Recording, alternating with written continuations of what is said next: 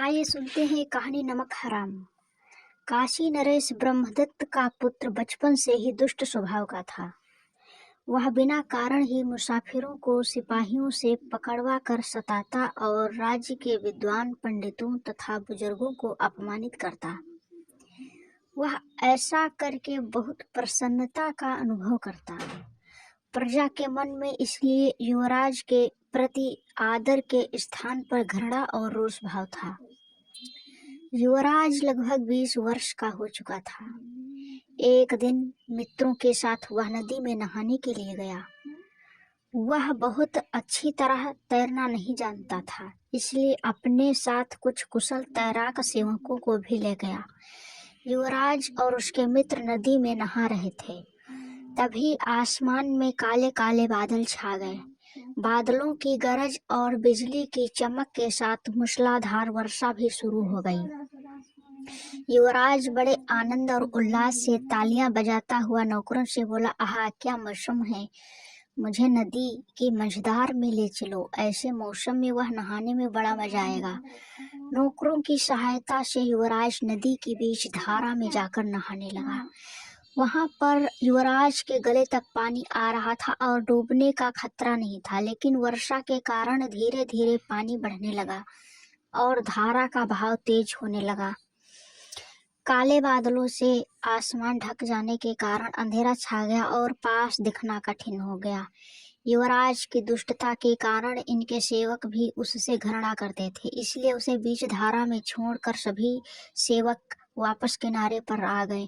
युवराज के मित्रों ने जब युवराज के बारे में सेवक से पूछा तो उन्होंने कहा कि वे जबरदस्ती हम लोगों का हाथ छोड़ाकर अकेले ही तैरते हुए आ गए, शायद राजमहल वापस चले गए हों। मित्रों ने पहले महल में युवराज का पता लगाया, लेकिन युवराज वहां पहुंचा नहीं था। बात राजा तक पहुंची। उन्होंने तुरंत सिपाहियों को नदी की धारा या किनारे कहीं से भी युवराज का पता लगाने का आदेश दिया। सिपाहियों ने नदी के प्रवाह में तथा किनारे दूर दूर तक पता लगाया, लेकिन युवराज का कहीं पता न चला।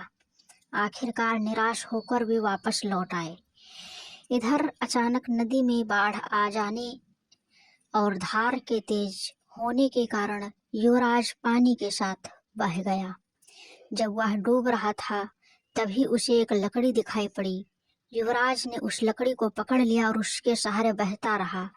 आत्मरक्षा के लिए 3 अन्य प्राणियों ने भी उस लकड़ी की शरण ले रखी थी, एक सांप, एक चूहा और एक तोता। युवराज जोर जोर से चिल्ला रहा था, बचाओ बचाओ, लेकिन तूफान की गरज में उसकी पुकार नकारे में तूती की आवाज की तरह खोकर रह गई। बाढ़ के साथ युवराज बहता जा रहा था। थोड़ी देर में तूफान थोड़ा कम हुई और बारिश थम गई। आसमान साफ होने लगा और पश्चिम में डूबता हुआ सूरज चमक उठा। उस समय नदी एक जंगल से होकर गुजर रही थी। नदी के किनारे उस जंगल में ऋषि के रूप में बोधिसत्व तपस्या कर रहे थे। युवराज की करुण पुकार कानों में पड़ते ही बोधिसत्व का ध्यान टूट गया। वे झट नदी में कूद पड़े और उस लकड़ी को किनारे खींच लाया जिसमें युवराज और 3 अन्य प्राणियों की जान बचाई थी। उन्होंने अग्नि जलाकर सबको गर्मी प्रदान की, फिर सबके लिए भोजन का प्रबंध किया।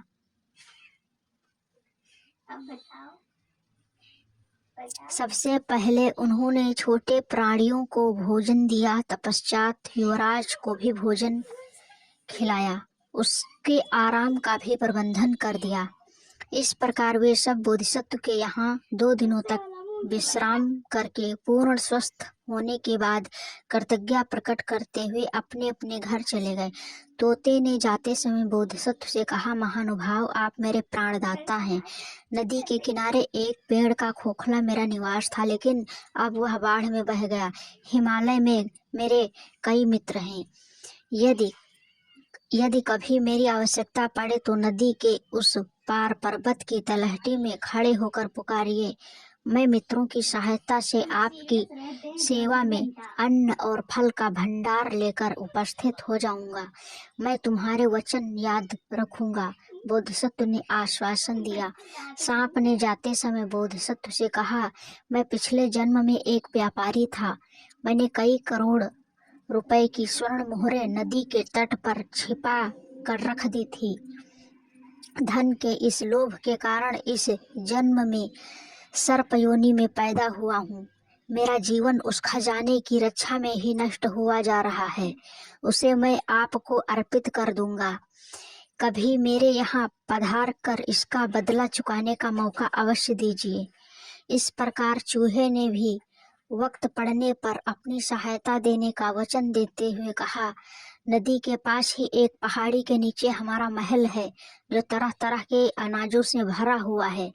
हमारे वंश के हजारों चूहे उस महल में निवास करते हैं। जब भी आपको अन्न की कठिनाई हो, कृपया हमारे निवास पर अवश्य पधारिए और सेवा का अवसर दीजिए।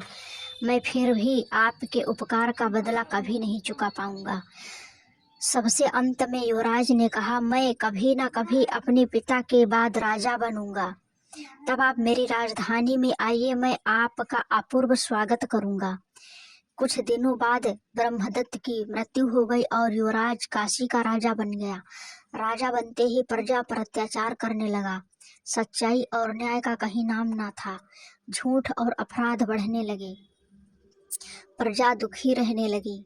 यह बात बोधिसत्व से छिपी ना रही। उसे राजा का निमंत्रण याद हो गया। उसने सबसे पहले राजा के यहाँ जाने का निश्चय किया। वे एक दिन राजा से मिलने के लिए काशी पहुंचे।